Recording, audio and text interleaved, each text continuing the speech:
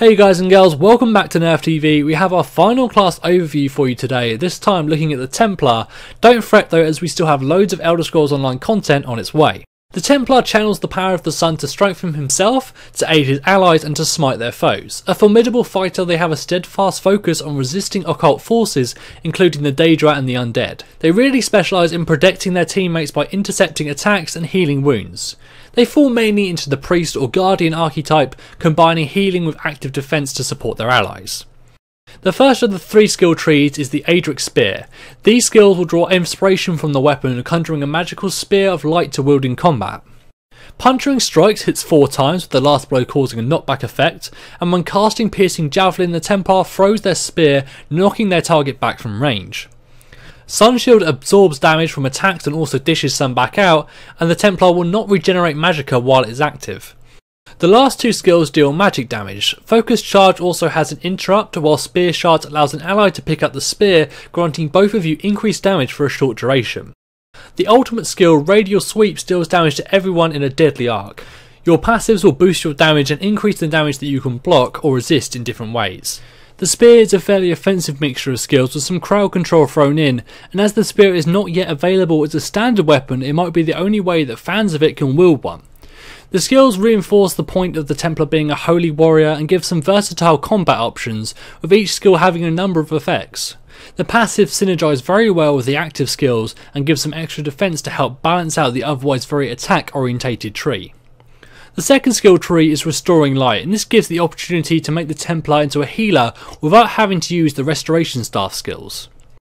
Rush Ceremony gives a quick heal to a nearby ally, whereas Healing Ritual heals all nearby allies.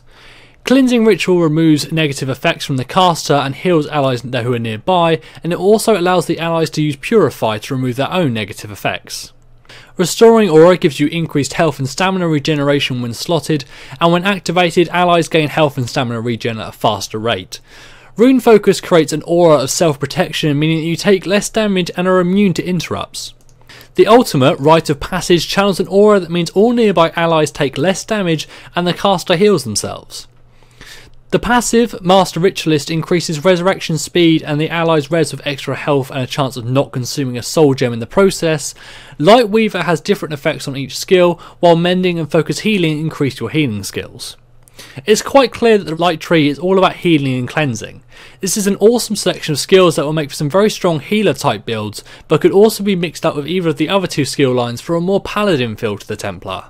The last line, Dawn's Wrath, is going to be very popular in PvP, and will make up the core of many ranged DPS builds, from glass cannons to more sturdy paladin-esque builds. Sunfire deals initial damage while also applying a damage over time effect and a snare. Solar Flare deals damage in an AoE splash, and those affected to take increased damage from their next hit. Backlash stores up any incoming damage, and when it ends, nearby enemies will take some base damage plus the damage the Templar stored up during its channeling. Eclipse reflects incoming damage back towards the caster, and Blinding Light causes all incoming attacks to miss. The ultimate skill, Nova, calls forth a miniature sun at your target location and causes all nearby enemies to deal less damage while taking damage over time, and allows allies to synergise with the supernova, dealing extra damage and stunning in an AoE. The passives include Enduring Rays, which boost durations, Prism, which grants you extra ultimate charge upon skill activations, Illuminate helps you take less damage from those your skills have affected, and whilst Restoring Spirit restores some magicka. This final line channels the power of the sun to do some serious damage. Virtually all these skills hurt your foes but still provide you with some small amount of defence. Combining this with the spear line would make for a very strong fighter both at close and long range, while mixing it with the Restoring Light line would make for more of a backline nuke with heals, a very potent mixture of skills. The Templar really embodies that holy warrior theme, and all three skill trees are very distinctly different and will make up for some interesting builds.